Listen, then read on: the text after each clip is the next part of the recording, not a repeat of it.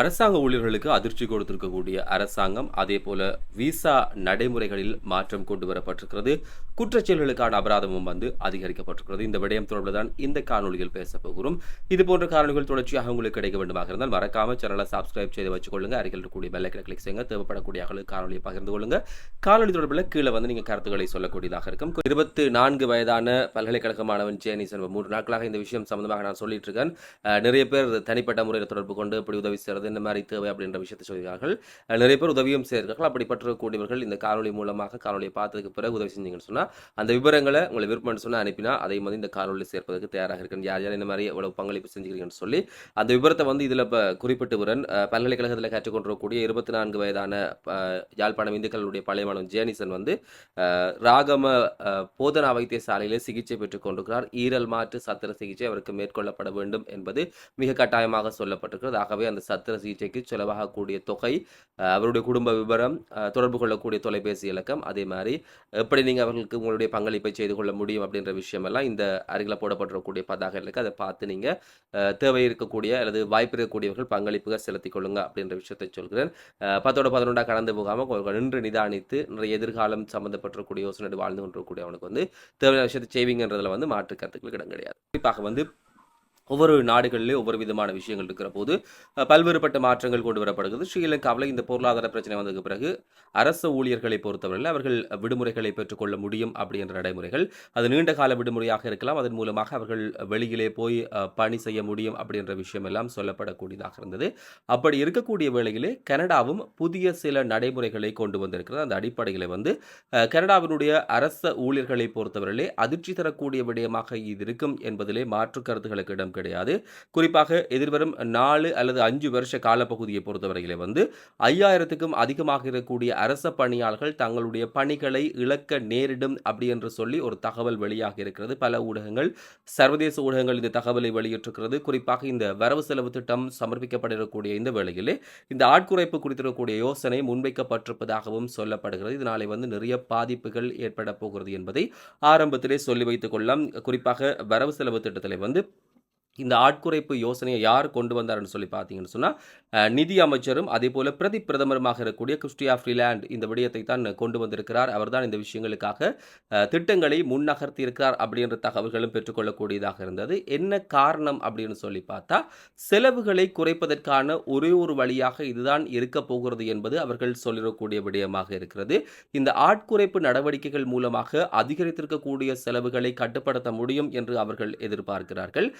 இதுல மிக முக்கியமான ஒரு விஷயம், பதவி விலகல் அல்லது ஓய்வு பெற்று போகக்கூடிய ஆட்களுக்கான பணி செய்யக்கூடியவர்கள், அதுக்கு பதிலாக பணி செய்யக்கூடியவர்களை நிரப்ப வேண்டிய தேவை இருக்கிறது. அதிலும் குறிப்பாக சில சந்தர்ப்பங்கள் மேற்கொள்ளப்படுகிறது. அப்படி அவை போய்க்கல பணி ஓய்வு பெற்று போயினும் அல்லது பணியிலிருந்து விலகி போயினும் அப்படி போய்க்கல அதுக்கு பதிலாக ஆட்கள் சேர்க்கப்பட மாட்டார்கள் என்ற விடயம் சொல்லப்பட்டிருக்கிற இந்த எண்ணிக்கை மிக இறுக்கமாக வரையறுக்கப்பட்டதற்கு பிறகுதான் ஆக தேவைப்பட்ட மாத்திரம் இதுக்கான ஆட்கள் போடப்பட வேண்டும் அப்படின்ற மாதிரி சொல்லப்பட்டிருக்கிறது.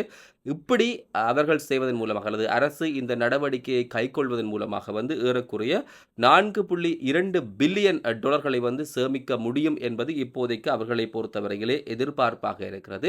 ஒரு பக்கமாக இந்த விஷயம் சொல்லிக் கொண்டிருக்கிற போது மறுபக்கமாக இந்த வருமான மூலங்களை தேடுவதற்கான பல்வேறு நடவடிக்கைகளிலே குறித்த அரசு இறங்கியிருப்பதாக சொல்லப்படுகிறது. குறிப்பாக இந்த டொரண்டோவில் வாகன குற்றச்செயல்களுக்கு தானே வாகன விதிகளை மீறக்கூடியவர்கள், அப்படி மீறக்கூடியவர்களுக்கான தண்டத்தொகையிலும் பல்வேறுபட்ட அதிகரிப்புகள் கொண்டு வரப்பட போகிறது. இது பல பேருக்கு பாதிப்புகளை உருவாக்க போகிறது. ஏற்கனவே தண்டப்பண தொகை என்பது இருக்கிற போது அந்த தொகையில் அதிகரிப்பு ஏற்பட போகிறது என்பதுதான் முக்கியமான விடயமாக இருக்கிறது. இந்த வாகன தெரிப்பு குற்றச்செயல்களுக்கான அபராதம் அதிகரிக்கப்படுகிற போது அது எவ்வளவு தொகையாலே அதிகரிக்கிறது, யார் யாரெல்லாம் பாதிக்கப்பட போகிறார்கள், எந்தளவு தூரம் அது சட்ட ரீதியான விஷயங்களிலே தாக்கம் செலுத்த போகிறது என்பதை பார்க்கிற போதுதான் இந்த கட்டணங்களை உயர்த்துவது குறித்து யோசனைக்கு ஆதரவாக நகர நிர்வாகம் ஆதரவாக தெரிவித்திருக்கிறது. எங்க நடக்க போகுதுன்னு சொன்னா முதல்ல டொரண்டோவில் தான் இந்த விஷயம் அமுல்படுத்தப்பட போகிறது.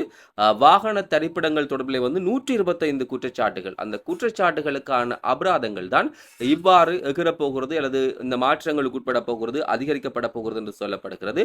இப்ப அவைகள் அறவிடக்கூடிய அந்த அபராத தொகை என்பது ரொம்ப குறைவாக இருக்கு. இதனால அதிகமான தொகை ஒன்றை பெற்றுக்கொள்ளணும் அப்படின்னு சொல்லி பல்வேறுபட்டவர்கள் மனுக்களை கொடுத்ததனுடைய அடிப்படையில் இந்த தீர்மானம் மேற்கொள்ளப்பட்டிருப்பதாக சொல்லப்படுகிறது. நகரசபை உறுப்பினர்களும் இதை ஆமோதித்திருக்கிறார்கள். இந்த தொகை என்பது மிக மிக குறைவானதால் இதை அதிகரித்தால் தான் இருக்கக்கூடிய இந்த அபிவிருத்தி சார்ந்திருக்கக்கூடிய விலைகள் ஏனைய விஷயங்கள் அல்லது இந்த குற்றச்செயல்களை கட்டுப்படுத்துவதற்கான வழிமூலங்களாக அது இருக்க முடியும் என்று சொல்லப்படுகிறது. சில வகை குற்றங்களுக்கான அபராத தொகை $50 அதிகரிக்கப்பட போகிறது. இன்னும் சில குற்றச்செயல்களுக்கான அபராதம் என்பது ஏற்கனவே இருந்திருக்கக்கூடிய தொகையிலிருந்து $30 அதிகரிக்கப்பட போகிறது என்ற விபரமும் சொல்லப்பட்டிருக்கிறது.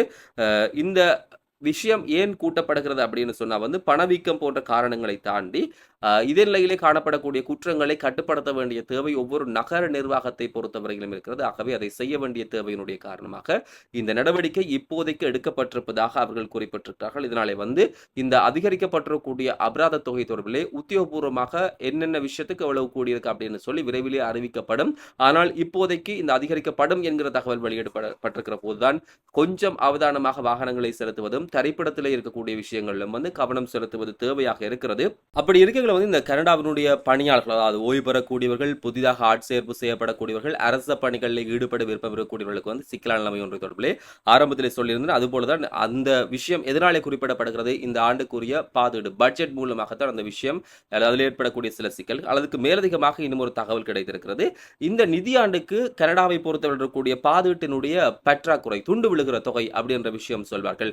எவ்வளவு வரவு, எவ்வளவு செலவு, எவ்வளவு தேவையாக இருக்கிறது என்ற விவரம் ஒவ்வொரு நாடுகளை பொறுத்தவரையிலும் இருக்கிறது. அது அந்த அடிப்படையில் கனடாவை பொறுத்தவரை $39.2 பில்லியன் பற்றாக்குறை ஏற்படும் அப்படின்ற மாதிரி சொல்லப்படுகிறது. பிரதமர் ஜஸ்டின் ட்ரூடோவினுடைய தலைமையிலாக இருக்கக்கூடிய லிபரல் அரசாங்கம் கொண்டு வந்திருக்கக்கூடிய பாதீட்டு திட்டம் நேற்று நாளிலே சமர்ப்பிக்கப்பட்டிருக்கக்கூடிய வழியில்தான் அதிலே இந்த விஷயம் குறிப்பிடப்பட்டிருக்கிறது. நிதி அமைச்சர் இதை சமர்ப்பிக்கிற போது அதிகளவு வருமானம் ஈட்டுவோரில் கூடுதலான வரி அறவீடு செய்வது தொடர்பில் கவனம் செலுத்தப்பட்டிருக்கிறது. அதிலே கரிசனை செலுத்தப்பட்டிருக்கிறது என்ற விடயம் குறிப்பிடப்பட்டிருக்கிறது.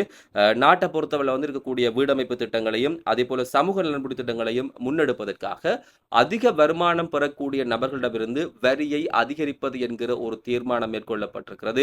இது எந்த அளவு தூரம் பாதிப்பு செலுத்த போகிறது, எத்தனை பேர் ஏற்றுக்கொள்ளப் போகிறார்கள், இது ஆதரவாக நிறைவேற்றப்பட போகிறதா அல்லது இதனுடைய காரணமாக இந்த வரவு செலவு திட்டம் நிறைவேற்றப்பட முடியாமல் தவிர்க்கப்பட போகிறதா அப்படின்ற விடயத்துக்காக நாங்கள் காத்திருக்க வேண்டிய தேவை இருக்கிறது. அப்படி இருக்கைகளை கனடாவினுடைய இளம் தலைமுறையை பொறுத்தவரையில் வாழ்க்கை செழுமையாக்கும் திட்டங்களை அரசாங்கம் அறிமுகம் செய்திருப்பதாக அவர் சொல்லிக்கிறார். ஒரு பக்கமா உழைக்கக்கூடிய வரி எடுத்துட்டு மற்ற பக்கம் இளைஞர்களுக்கான இந்த விஷயங்கள் சேர்க்கிறோம் சொல்றதை எத்தனை பேர் ஏற்றுக்கொள்ளப் போகிறார்கள் தெரியாது.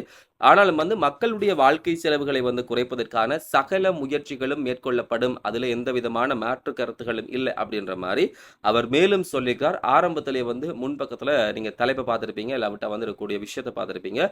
புதிய விசா முறைகள் நடைமுறைப்படுத்தப்பட போகிறது எங்கே அப்படின்னு கேட்டா ஸ்ரீலங்காவில் தான் இந்த நடைமுறைகள் கொண்டு வரப்பட இருப்பதாக அறிவித்தல் வெளியாகி இருந்தது. குறிப்பாக புதன்கிழமை நேற்றைய நாள் முதல் இந்த விஷயம் கொண்டு வரப்பட்டிருக்கிறது. புதிய விசா மற்றும் இணைய வழிமுறைகள் தொடர்பிலான விசேட வர்த்தமானி ஒன்று வெளியிடப்படுவதன் ஊடாகத்தான் இந்த தகவல் சொல்லப்பட்டிருக்கிறது. குடிவரவு குடியகல்வு திணைக்களம் இந்த தகவலை உத்தியோகபூர்வமாக சொல்லியிருக்கிறார்கள். புதிய விசா நடைமுறைகள், அதற்கான கட்டணங்கள், பூர்த்தி செய்யப்பட தேவையாக இருக்கக்கூடிய தேவைப்பாடுகள், அதே போல இலங்கையிலே தங்கியிருக்க முடியுமான காலப்பிரிவு என்பன இலக்கம் 2360/2360/24 அதே போல 2023/11/27 இலக்க விசேட வர்த்தமானி மூலமாக இது அறிவுறுத்தலாக வெளியிடப்பட்டிருக்கிறது. எலக்ட்ரானிக் டிராவல் ஆதரைசேஷன் இடிஏ அந்த நடைமுறையில் இருக்கக்கூடிய சில விஷயங்கள், அதுக்கு பதிலாக அறிமுகம் செய்யப்படக்கூடிய இணைய வழி முறையாக இருந்த இந்த இ விசா தொடர்பிலும் இதிலே குறிப்பிடப்பட்டிருக்கிறது முக்கியமான விடயமாக இருக்கிறது. 2 நிறுவனங்களோடு சேர்த்து இந்த செயற்பாடுகள் முன்னெடுக்கப்படுவதற்கான ஒழுங்குகள் செய்யப்பட்டிருப்பதாக அந்த விஷயம் சொல்கிறது. அதனுடைய இணைப்பை நான் டிஸ்கிரிப்ஷன் பகுதியில் போட்டிருக்கிறேன். தேவையானாக்கள் அதில் இணைப்பில் போய் நீங்கள் பார்த்து கொள்ளக்கூடியதாக இருக்கும். அல்லது www.srilanka.visa.lk என்ற இணையதளம் மூலமாக நீங்கள் பிரவேசிப்பது ஊடாக இந்த விஷயங்களை தெரிந்து கொள்ளக்கூடியதாக இருக்கும். இதில் குறிப்பாக வெளிநாட்டு சுற்றுலா பயணிகள், முதலீட்டாளர்களை கவர்கிற வகையிலே இணைய வழிமுறையை அறிமுகப்படுத்துவதன் மூலம் விரைவான மற்றும் திறமையான விசா விண்ணப்ப செயல்முறை வழங்க உத்தேசித்திருப்பதாக சொல்லப்பட்டாலும் கூட இரண்டு வேறுபட்ட சம்பவங்கள் இந்த நாட்களில் அதிகமாக பேசப்படுகிறது. ஒரு பக்கமாக சுற்றுலா பயணிகள் நிறைய பேர் வர வேண்டும் அல்லது அவர்களை ஊக்குவிக்க வேண்டும் என்ற ஒரு விடயம் சொல்லப்படுகிற போது கொழும்பு அழுத்கட புதுக்கட பகுதியில் இடம்பெற்றக்கூடிய ஒரு சம்பவம் நீதிமன்றம் நேற்று மிக முக்கியமான தீர்ப்பு ஒன்றை கொடுத்தது. அதே போல கடந்த வாரத்தில் வந்து இடம்பெற்றக்கூடிய இன்னும் ஒரு சம்பவம், இரண்டு பேருமே யூடியூப் சமூக வலைதளங்கள் செய்யக்கூடியவர்கள் என்ற அடிப்படையில் இந்த விஷயம் வேகமாக பரவி இருந்தது. இன்னும் எத்தனை விஷயம் இப்படி வேகமாக பரவாமல் போயிருக்கிறதோ என்ற கேள்வியில் நம் முன்னால் எழுகிறது. சாதாரணமாக ஒவ்வொருவருக்கு ஒரு விலையை விற்பதும் வெளியிலிருந்து வரக்கூடியவர்கள் அது சுற்றுலா பயணிகளுக்கான தொகையை வந்து அதிகமாக கொடுப்பதும் என்பது எந்த அளவு தூரம் ஏற்றுக்கொள்ளக்கூடியதாக இருக்கிறது என்று பார்த்தால் கடைகளுக்குத்தான் இந்த நடைமுறை மேற்கொள்ளப்படுகிறது. மறுபக்கமாக பார்த்தால் சில அரசினுடைய நுழைவுச்சீட்டுகள் பெற்று செல்லக்கூடிய சுற்றுலா தலங்களிலே சாதாரணமாக செல்லக்கூடிய அல்லது ஸ்ரீலங்காவினுடைய பிரஜைகளுக்கான கட்டணம் ஒரு முறையும் அல்லது ஒரு தொகையாகவும் இருக்கிறது. அதே போல வெளியிலிருந்து வந்திருக்கக்கூடிய தொகை இன்னொரு விதமாக இருக்கிறது. அப்படி இருக்கைகளை வந்து கடற்காரர் இப்படி நடந்து கொண்டது சரியா பிள்ளையா என்றாலும் கூட அவர்களை நடத்தி இருக்கக்கூடிய முறையில் இருக்கக்கூடிய சில மோசமான செயற்பாடுகள் நீதிமன்றம் மிக முக்கியமான விஷயம் ஒன்றை செய்திருந்து. குறிப்பாக இந்த புதுக்கடை பகுதியில் கைது செய்யப்பட்டிருக்கக்கூடியவர் நீதிமன்றத்திலே முன்னிலைப்படுத்தப்படுகிற போது 10 லட்சம் ரூபாய் பெறுமதியிலான சரீரப்பிணை, அதே போல 50,000 ரூபாய் பெறுமதியான காசு பிணையிலே செல்வதற்கு அனுமதிக்கப்பட்டிருக்கிறார். மிக கடுமையான எச்சரிக்கைகளுக்கு பின்பாகத்தான் அவர் மீதான இந்த நடவடிக்கையை நீதிமன்றம் மேற்கொண்டிருக்கிறது. நிறைய பேருக்கான முன்னுதாரணமாக அல்லது படிப்பினையாக இது இருக்க வேண்டும் என்பதை வந்து நீதி சார்ந்திருக்கக்கூடிய விஷயங்கள் மேற்கொண்டிருந்தது. கைது செய்யப்பட்டதுக்கு பிறகு அவர் நீதிமன்றத்தில் ஆஜர்படுத்தப்படுகிற போது இந்த விஷயங்கள் கிடைத்திருந்தது.